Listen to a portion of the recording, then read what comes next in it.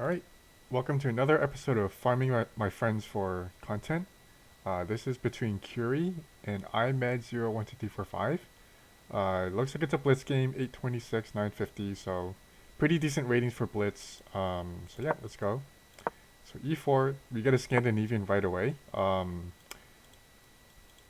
not quite sure that I like this because after takes. It's kind of like, you know? So this is a bit of a strange move. You could take right away, so it's pretty cool. Okay, that's interesting. Just pure gambit style. I don't hate this move, to be honest. I think it's pretty cool. This is just like a wild, wild strategy. I think maybe taking with this guy could be okay. I'm not really sure what the best move here is. But just sitting here and not addressing any of the tension is kind of crazy. I'm not super sure how I feel about this capture because this pawn can go for it. So let's see. Or I'm not really sure why captures is a play because you can take. But let's see. Check C. The thing is that this check, there's a lot of ways to meet it. Yeah, that's the most natural way. But even if either of these moves came out, I don't think this bishop move would have been very productive. So this, I think it's a... Okay, if this was the idea, it's pretty interesting. Thing is that when your opponent makes this kind of like staircase chain thingy, they basically don't intend on touching the queen side. So this bishop's going to be stuck. Maybe you can rotate around here and eventually push c4. So that could be a pretty cool play.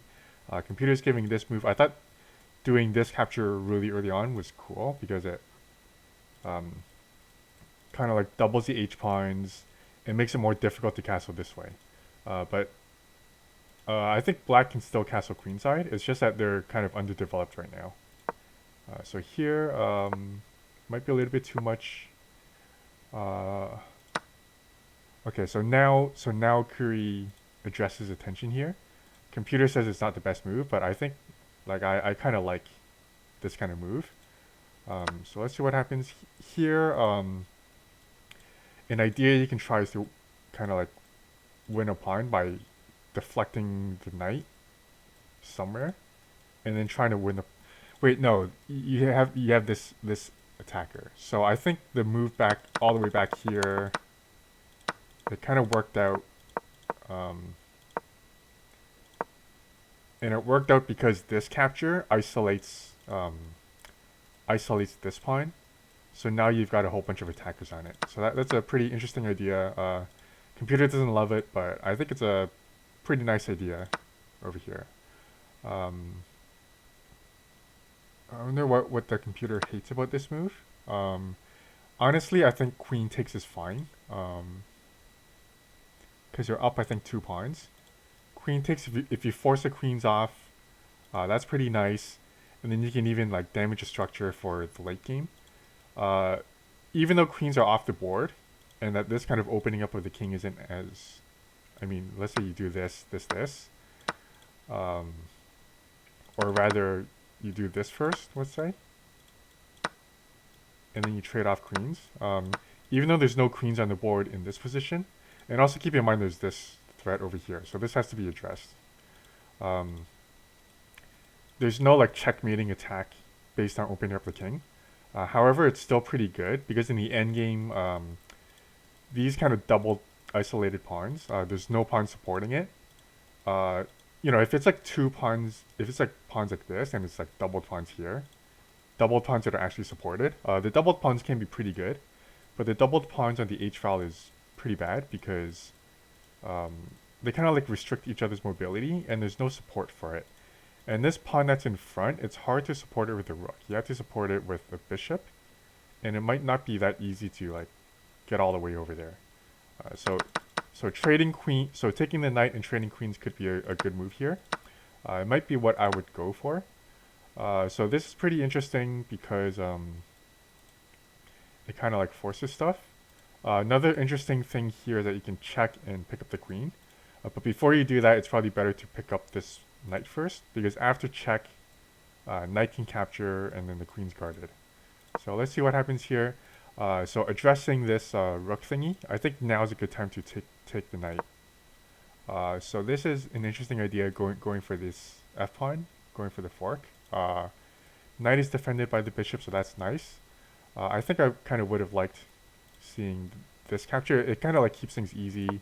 Tactic that I was kind of looking at is taking here, um, takes back, and I guess it's not really like guaranteed. You could like check, um, let's see, check. What's the response here?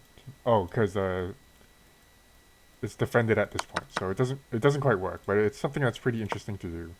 But at any rate, I think this move's pretty interesting. If you wanted to go for this, you couldn't capture first, because obviously the pawn would be over here to capture this knight. So pretty good. Here, it's kind of the same thing that Kuri did. This can pretty easily be blocked.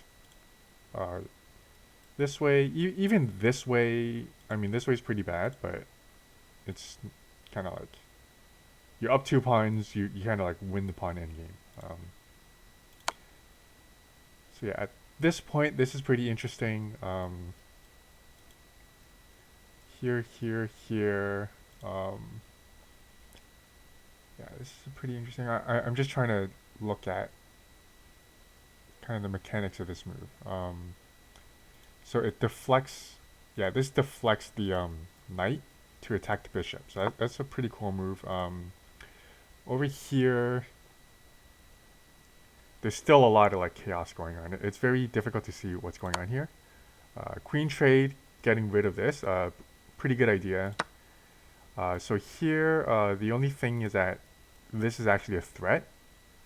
So how do you address it? You could go here, you could pull back. I think either option is fine. Yeah, so this move, I don't think it really does anything. So this is a threat because you lose a piece. So that's why you have to address it. What does the computer give? Okay, I'm not quite sure why this is the best move, but because I feel like this is still a threat.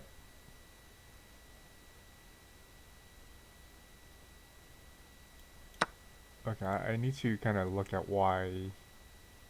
So let's say like the simple trade. Why is this no longer a threat? Oh, because there's a fork. Interesting. I think that's the idea. No, there's no fork because that covers. Oh, there's a pin. I see. So yeah, this is a very not easy to see. The idea here is to induce the trade, to open up this file, to set up the pin. So that's a very, very difficult to see. Yeah, so that's pretty cool. So the way Kuri did it is like this. So now this capture is a threat, and the opponent decided not to do that. So yeah, like the chess.com's assignment of like great and brilliant moves is a little bit weird. Not really sure why this is like a super duper brilliant move. Maybe it's like an only move, so that they kind of consider only moves as like super duper brilliant. So not really sure. At this point, I think here you could pull back. You could maybe go for a check. Maybe this is your escape hatch. There's like a lot of different things that's good.